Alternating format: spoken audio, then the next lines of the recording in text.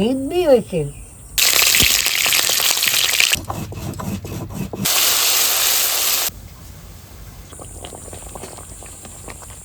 এখন এটা ঢেলে নিচ্ছি। নমস্কার বন্ধুরা, আপ্যায়নের আরও একটি রান্নার পর্বে আপনাদের অনেক অনেক স্বাগত। তো প্রত্যেক দিনের মতো আজকে আবারও চলে এসেছি। আজকে আপনাদের একটা অন্যরকম রান্না দেখাবো বলে। আর আজকে যেই রান্নাটা করবো সেই রান্নাটা কিন্তু আমাদের চ্যানেলে একদমই এই প্রথম আমরা করছি। তো আজকে আমরা বানাবো হচ্ছে কাশ্মীরি পনির, তাও সম্পূর্ণ পেঁয়াজ রসুন ছাড়া নিরামিষভাবে। তাহলে চলুন আমরা রান্নাটা কিভাবে করি আপনারা দেখতে থাকুন। কাশ্মীরি পনির বানানোর জন্য এই দেখুন, এখানে কিন্তু দুটো টুকরো পনির নিয়ে নিয়েছি। আর ওজনে হচ্ছে এখানে 400 গ্রাম মতো পনির নিয়েছি। এই পনিরটা কিভাবে কাটি দেখুন।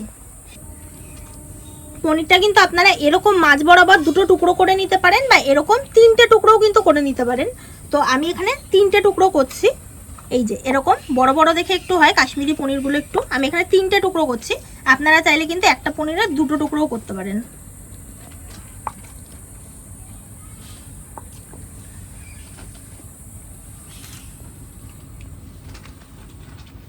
এই দেখুন, বেশ সাইজগুলো কিন্তু কাশ্মীরি পনিরের জন্য একটু বড় বড় রাখতে হয়।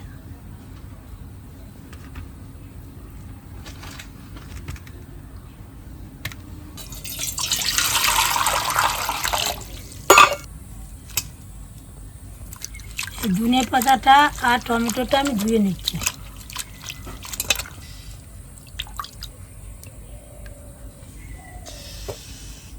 এই টমেটোগুলো আমি 4 টুকরো করে নেব।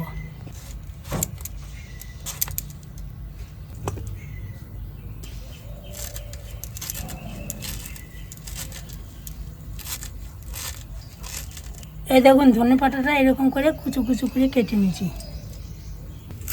এখানে আমি 2 চামচ মতো মৌরি নিয়েছি। এই মৌরিটা আমি একটু শুকনো গুঁড়ো করে নেব। আমি এই আদাটা ঘষে নিচ্ছি।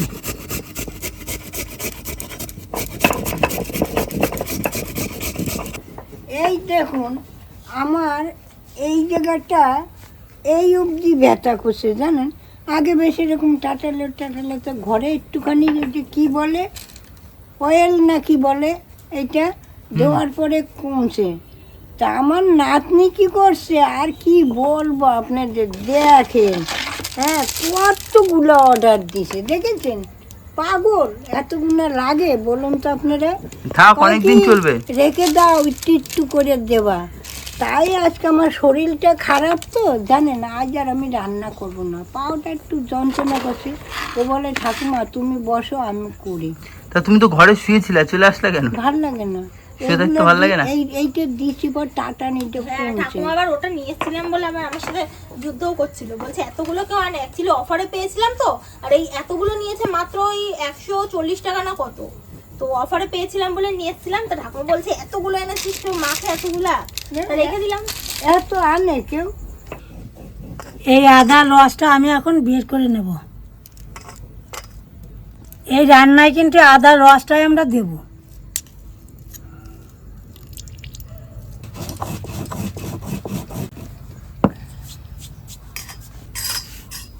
এই দেখুন, আমি কিন্তু মৌরিটা গুঁড়ি করে নিয়েছি, এখন তুলে নিচ্ছি। এই 4 টুকরো করা টমেটোগুলো আমি একটা মিক্সিং জারে নিয়ে নিচ্ছি। এটাকে পেস্ট করে আনবো। ততক্ষণ আমি উনুনটা ধরিয়ে নেই।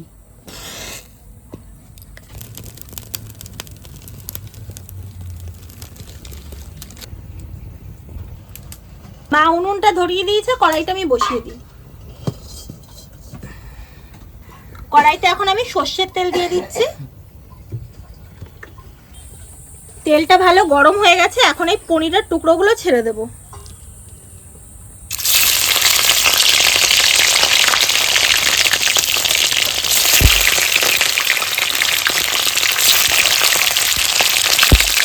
পনিরগুলো একটু উল্টে দিই।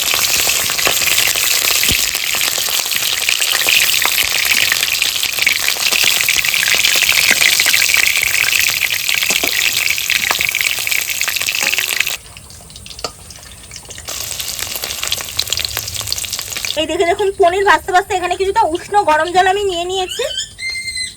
এর মধ্যে একটু নুন দিয়ে দিচ্ছি। ভাজা পনিরগুলো তুলে একদম ডিরেক্ট ওই উষ্ণ গরম জল যেগুলো নুন মিশিয়ে রাখলাম ওটার ভেতর দেবো।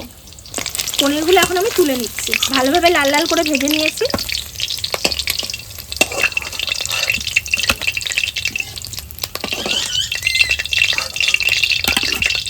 এই ভাজা পনিরগুলো নিয়ে এখন এই উষ্ণ গরম জলের মধ্যে আমি একটু দিয়ে রাখবো। আর অন্যদিকে বাকি পনিরগুলো ভেজে নেব। নুন ফুন কিন্তু কিচ্ছু দিয়ে ভাজবেন না, এমনি নর্মালি। এই স্টেপটা কিন্তু পনিরের অবশ্যই ফলো করতে হবে। ভাজার পর কিন্তু ডিরেক্ট একদম নুন জলে রাখতে হবে, তাহলে পনির কিন্তু একদম ভেতর থেকে ভীষণ পরিমাণে সফট হবে।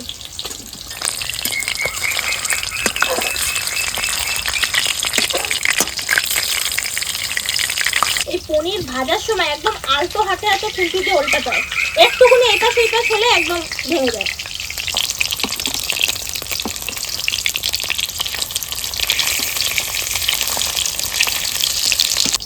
বাকি পনিরগুলো ভেজে নিয়েছে, তুলে নিচ্ছি।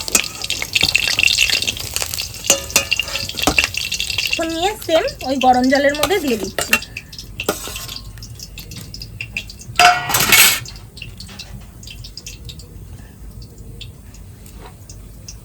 এখন যেইটুকুনি তেল অবশিষ্ট রয়েছে ওই তেলের মধ্যে কিন্তু বাকি রান্নাটা হবে। সবার প্রথমে ওই তেলে দিয়ে দিচ্ছি একটা তেজপাতা ফোড়ন। এখানে গোটা গরম মশলা রয়েছে আর তার সাথে এক্সট্রা নিয়েছি হচ্ছে একটা বড় এলাচ, এগুলোও দিয়ে দিচ্ছি ফোড়নে।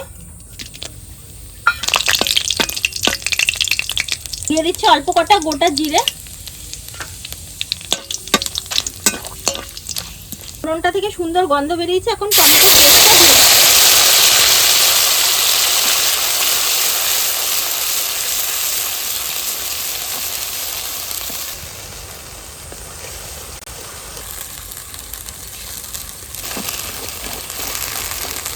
এখন দিয়ে দিচ্ছি পরিমাণ মতো নুন, দিয়ে দিচ্ছি পরিমাণ মতো হলুদ গুঁড়ো। এই রান্নায় কিন্তু ঝালের ব্যবহার বলতে গেলে খুবই কম হয়, তো এখন এর মধ্যে কালারের জন্য কাশ্মীর লঙ্কা গুঁড়ো দিয়ে দেবো, ওতেই যা ঝাল হবে। দিয়ে দিচ্ছি কালারের জন্য ভর্তি করে 1 চামচ কাশ্মীর লঙ্কা গুঁড়ো।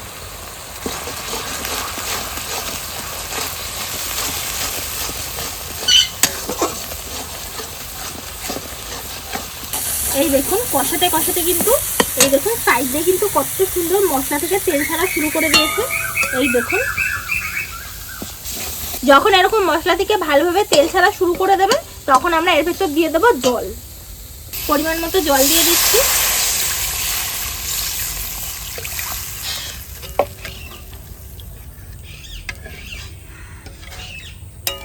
এখন ঝোলটা একটু ভালো মতো আগে ফুটতে থাক, তারপর এর মধ্যে ভাজা পনিরগুলো দেব।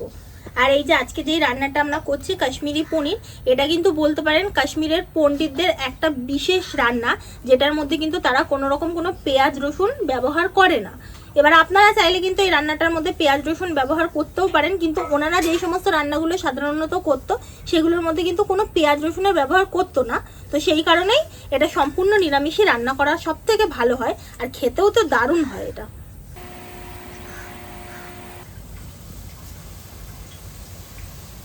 ঝোলটা তো ফোটা শুরু করে দিয়েছে। এখন আপনাদের পনিরগুলো আগে একটু দেখাই, দেখুন কতটা পরিমাণে সফট হয়েছে, জাস্ট ধরবেন, ভীষণ পরিমাণে সফট হয়েছে একদম পনিরগুলো।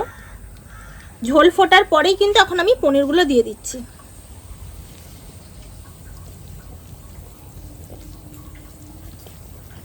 এতটা পরিমাণে সফট হয়েছে জাস্ট আপনাদের আর কি বলবো।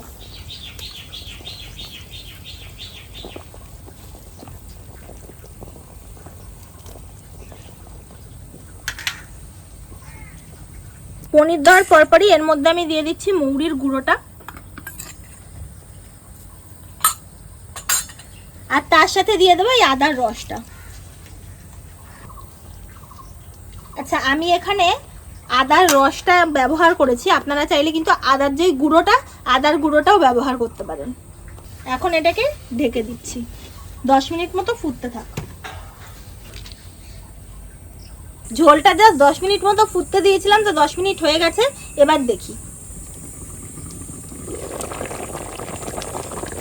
কালারটা হেভি এসছে ঠাকুমা, হেভি এসছে। এখন এর উপর দিয়ে ধনেপাতা কুচিটা আমি দিয়ে দিচ্ছি। আর সবার লাস্টে দিয়ে দিচ্ছি ঘি। আমি এখানে 2 চামচ মতো ঘি ব্যবহার করছি।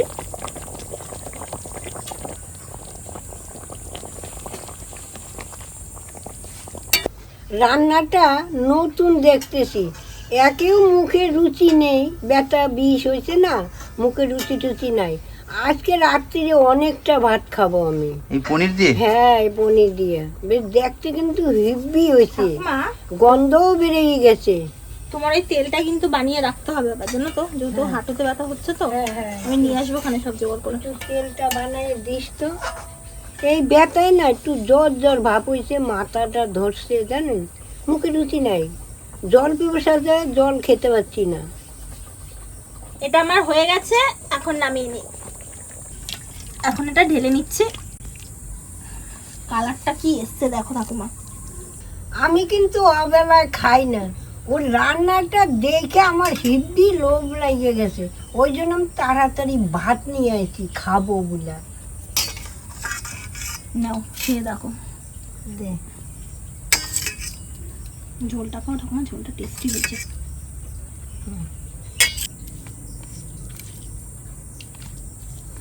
দেখেন পনিরটা দেখেই লোভ যায়, আর দেখুন কি নরম, দেখছেন, দেখুন বাবারে গরম তো।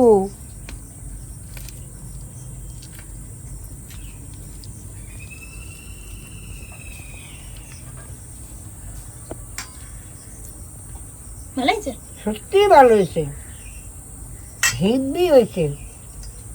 আর ঠাকুমা মানে নিজে রান্না করলেও অত কিছু খেতে চায় না, কিন্তু যখন আমি রান্না করে দিই আমার ঠাকুমা ঠিক ভাত নিয়ে আসে খাওয়ার জন্য। হেভি হয়েছে,